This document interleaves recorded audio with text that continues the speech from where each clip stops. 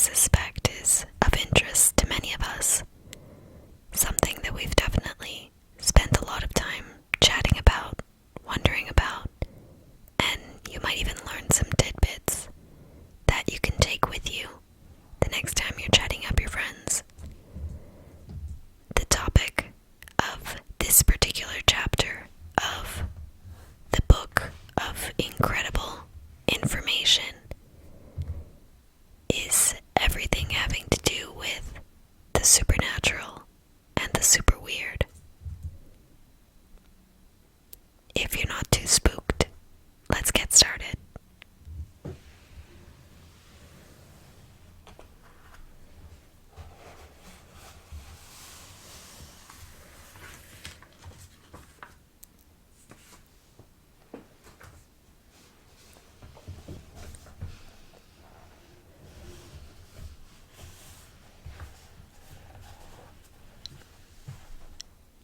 Supernatural and super weird.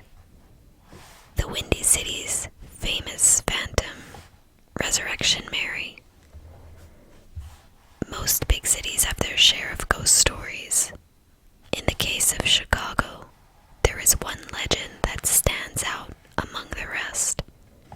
It's the story of a beautiful female phantom, a hitchhiking ghost that nearly everyone in the Windy City has heard of.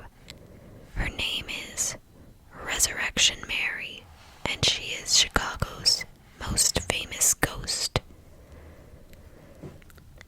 The Girl by the Side of the Road.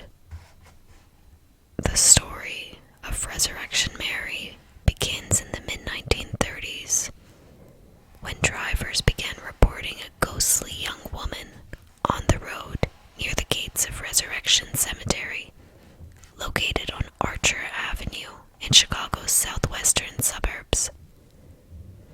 Some drivers claimed that she was looking for a ride, but others reported that she actually attempted to jump onto the running boards of their automobiles as they drove past. A short time later, the reports took another, more mysterious turn. The unusual incidents moved away from the cemetery and began to center around the O. Henry Ballroom, located a few miles south of the graveyard on Archer Avenue. Many claimed to see the young woman on the road near the ballroom, and sometimes inside the dance hall itself. Young men claimed that they met the girl at a dance, spent the evening with her, then offered her a ride home at closing time. Her vague directions always led them north along Archer Avenue until they reached the gates of Resurrection Cemetery, where the girl would inexplicably vanish from the car.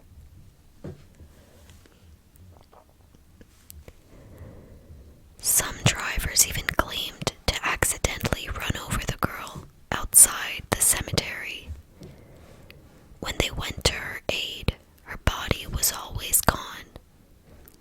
Others said that their automobiles passed right through the young woman before she disappeared through the cemetery gates. Police and local newspapers began hearing similar stories from frightened and frazzled drivers who had encountered the mysterious young woman. These first-hand accounts created the legend of Resurrection Mary, as she came to be known.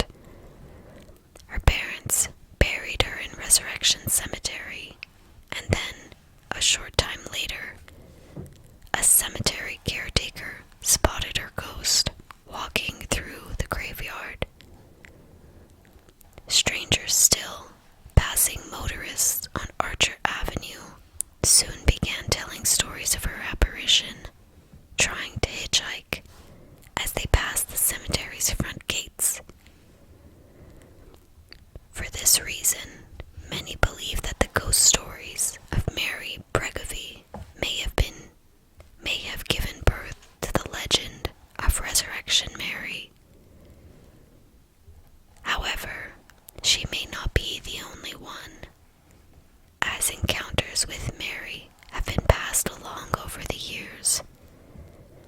Many descriptions of the phantom have varied. Mary Bregovy had bobbed, light brown hair, but some reports describe Resurrection Mary as having long blonde hair. Who could this ghost be?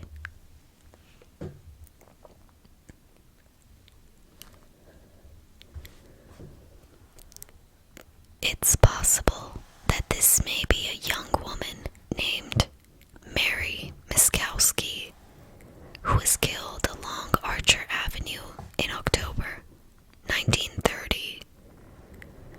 According to sources, she also loved to dance at the O. Henry Ballroom and at some of the local night spots. Many people who knew her in life believed that she might be the ghostly hitchhiker reported in the southwestern suburbs.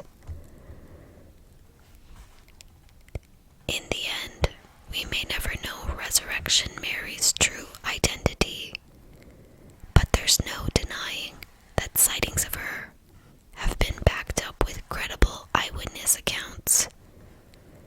In these real first-person reports, witnesses give specific places, dates, and times for their encounters with Mary. Encounters that remain unexplained to this day. Besides that, Mary is one of the few ghosts to ever leave physical evidence behind.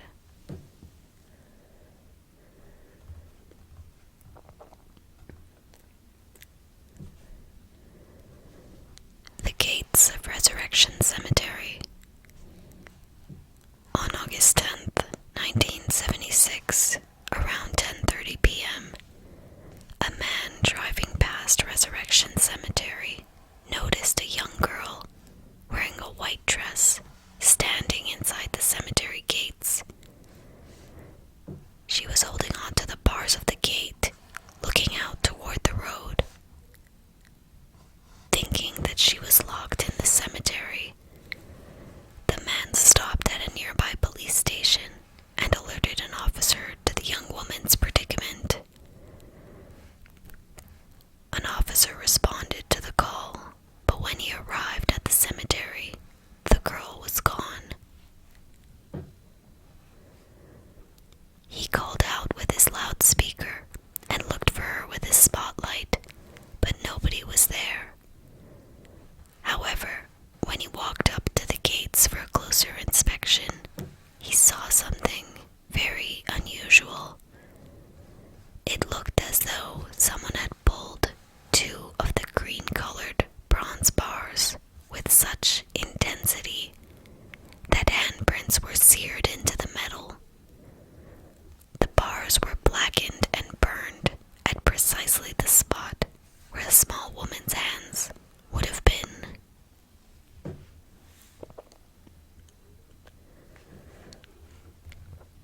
When word got out about the handprints, people from all over the area came to see them.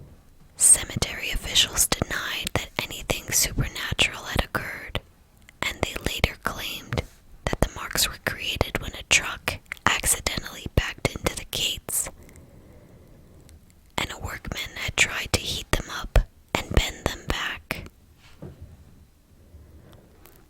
It was a convenient explanation, but one that failed to explain the indentations that appeared to be left by small fingers and were plainly visible in the metal.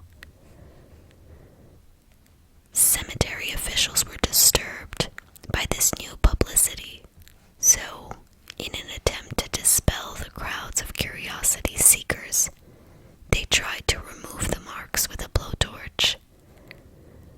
However, this made them even more noticeable, so they cut out the bars with plans to straighten or replace them.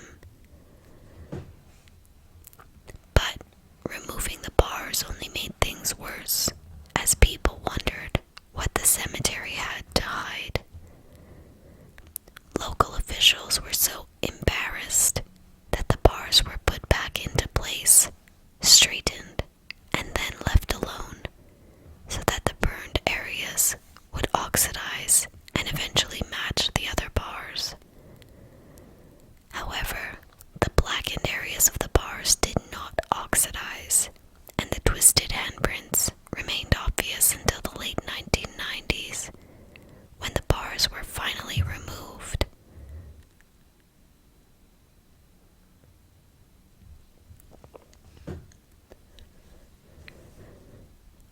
great expense, Resurrection Cemetery replaced the entire front gates, and the notorious bars were gone for good.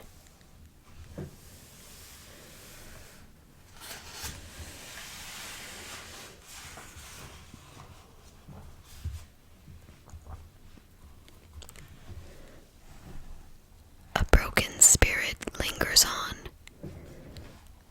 Sightings of Resurrection Mary aren't as frequent as in years past, but they do still continue. Even though a good portion of the encounters can be explained by the fact that Mary has become such a part of Chicago lore that nearly everyone has heard of her, some of the sightings seem to be authentic. So whether you believe in her or not, Mary is still seen walking along Archer Avenue. People still claim to pick her up during the cold winter months, and she continues to be the Windy City's most famous ghost.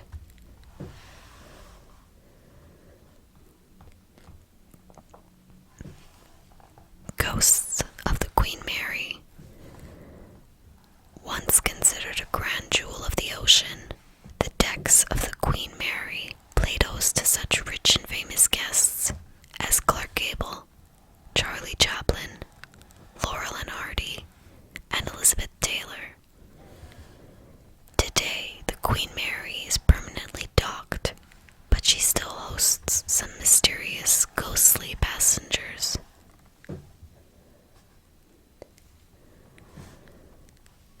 The Queen Mary took her maiden voyage in May 1936, but a change came in 1940 when the British government pressed the ocean liner into military service.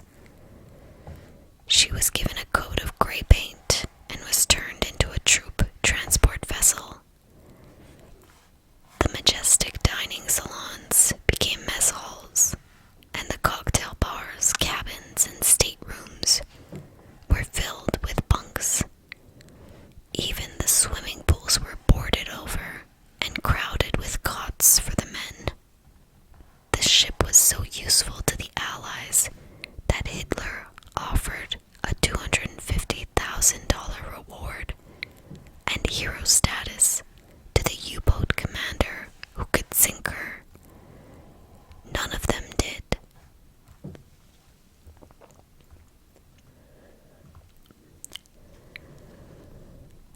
Although the Queen Mary avoided enemy torpedoes during the war, she was unable to avoid tragedy.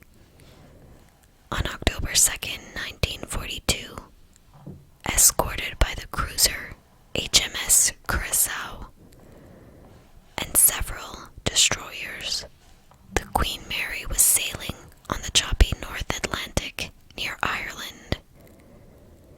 She was carrying about 15,000 American soldiers.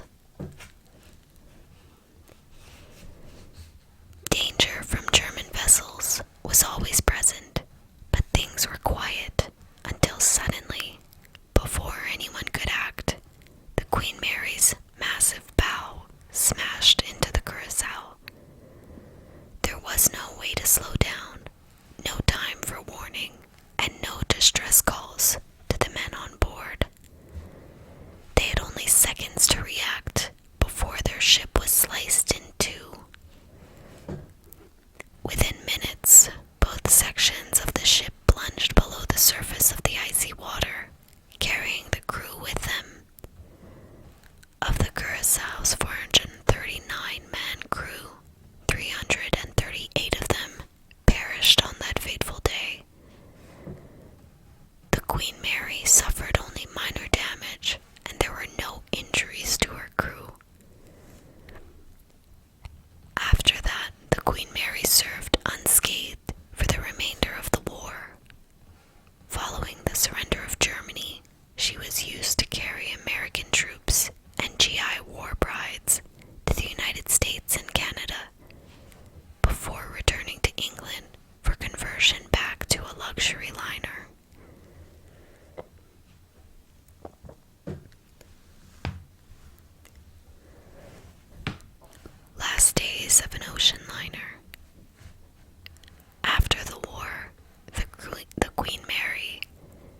their sister ship, the Queen Elizabeth, were the preferred method of transatlantic travel for the rich and famous. But by the 1960s, airplane travel was faster and cheaper, and so in late 1967, the Queen Mary steamed away from England for the last time. Her decks and staterooms were filled with curiosity seekers and wealthy patrons who wanted to be part of the ship's final voyage. She ended her 39-day journey in Long Beach, California, where she was permanently docked as a floating hotel, convention center, museum, and restaurant. She is now listed on the National Register of Historic Places and is open to visitors year-round. The haunted Queen Mary. The Queen Mary has seen much tragedy and death, so it's no surprise that the ship plays host to a number of ghosts. Because of the sheer number of passengers who have walked her decks, accidents were bound to happen. One such mishap occurred on July 10th, 1966, when John Petter, an engine room worker, was crushed to death when an automatic door closed on him.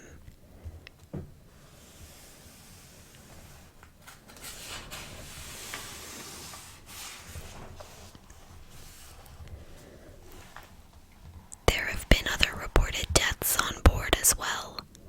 For instance, during the war, when the ship was used for troop transport, a brawl broke out in one of the galleys, and a cook was allegedly shoved into a hot oven, where he burned to death. There are also reports of a woman drowning in the ship's swimming pool, and stories of passengers falling overboard. Another strange death on board was that of Senior Second Officer William Stark, whose ghost has often been spotted on deck and in his former quarters. Stark died after drinking lime juice mixed with cleaning solution, which he mistook for gin. He realized his error, and while he joked about it, he called the ship's doctor. Unfortunately, though, Stark soon felt the effects of the poison.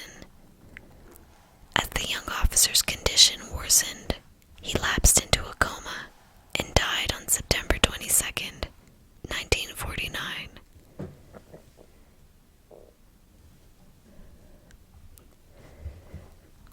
Witnesses have also encountered a spectral man in gray overalls who is seen below deck.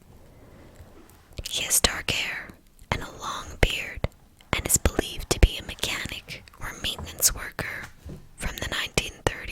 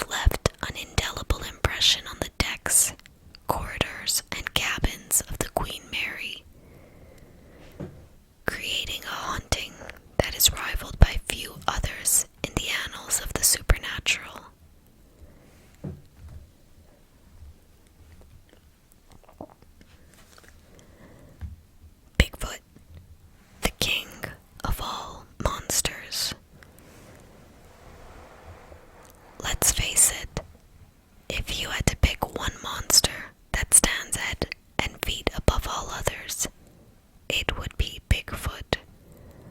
Not only is it the stuff of legends, but its likeness has also been used to promote everything from pizza and beef jerky to amusement park rides and monster trucks. Early sightings. Folktales from Native American tribes throughout the Northwest, the area that Bigfoot traditionally calls home, are filled with references to giant ape-like creatures roaming the woods. They describe the beasts as between 7 and 10 feet tall and covered in brown or dark hair. Sasquatch, a common term used for the big-footed beast, is actually an anglicization of a Native American term for a giant supernatural creature.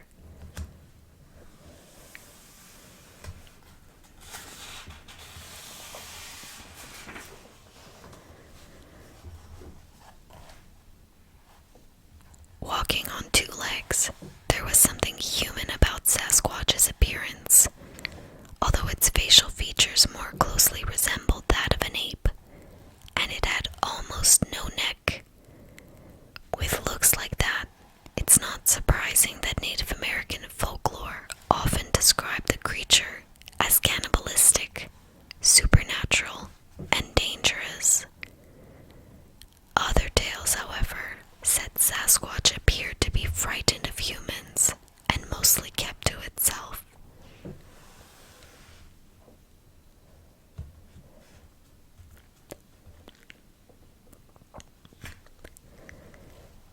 It wasn't until the 1900s, when more and more woodlands were being devoured in the name of progress, that sightings of Sasquatch started to increase.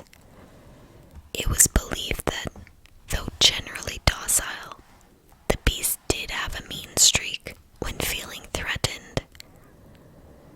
In July 1924, Fred Beck and several others were mining in a mountainous area of Washington state.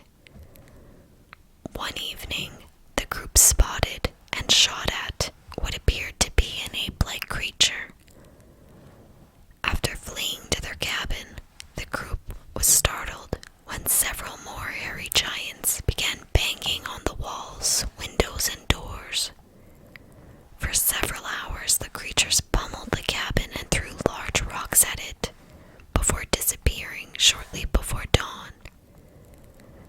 After several such encounters in the same general vicinity, the area was renamed Ape Canyon.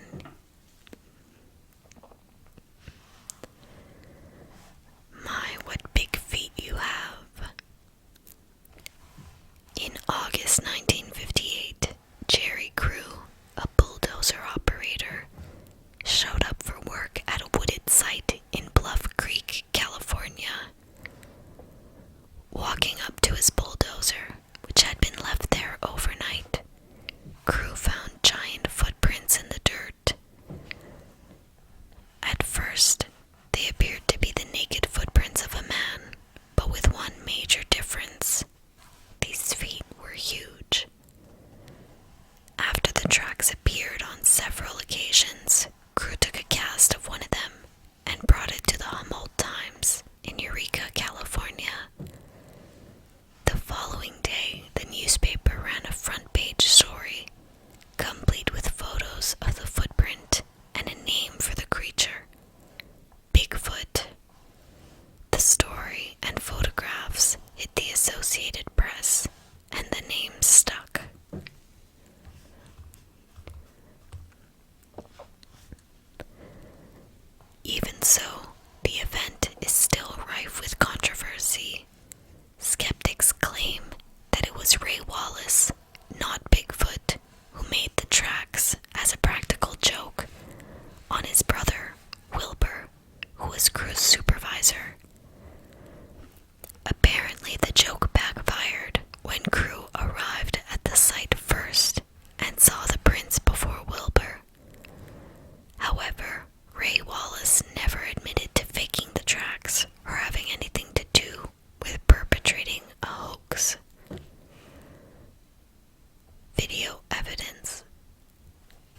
In 1967, in response to numerous Bigfoot sightings in Northern California, Roger Patterson rented a 16mm video camera in hopes of filming the elusive creature.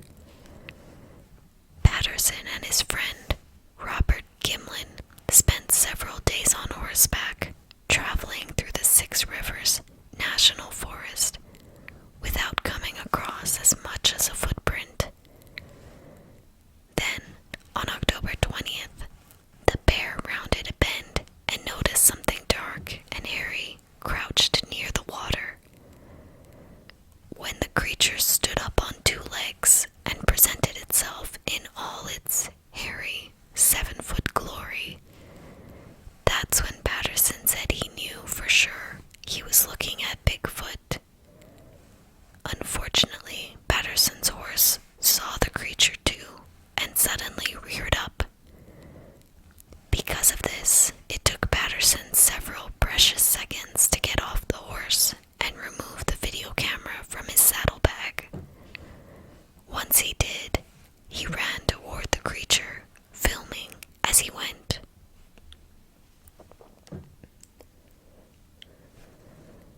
As the creature walked away, Patterson continued filming until his tape ran out. He quickly changed his film, and then both men retrieved their frightened horses and attempted to follow Bigfoot before eventually losing sight of it. When they arrived back in town, Patterson reviewed the film. Even though it was less than a minute long and extremely shaky in spots, the film appeared to show Bigfoot running away while occasionally looking toward the camera. For most Bigfoot enthusiasts, the Patterson-Gimlin film stands as the holy grail of Bigfoot sightings, physical proof captured on video. Skeptics, however, alleged that Patterson and Gimlin faked the entire incident and filmed a man in an expensive monkey suit. Nevertheless, more than 40 years after the event occurred,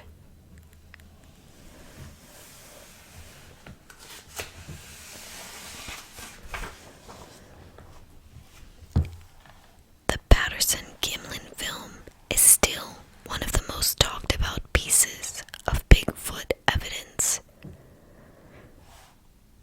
Gone Sasquatching.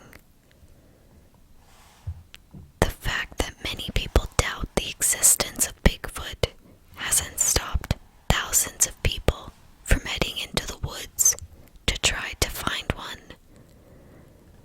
Even today, the hairy creature makes brief appearances here and there. Of course, sites like YouTube have given rise to dozens of authentic videos of Bigfoot, some of which are quite comical.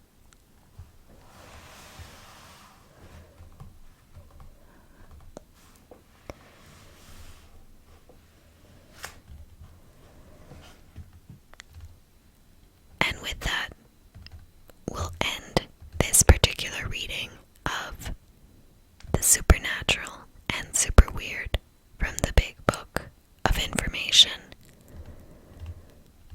We definitely have more interesting facts and historical stories to learn about in upcoming videos, including all about the Bermuda Triangle and the mysteries that surround it.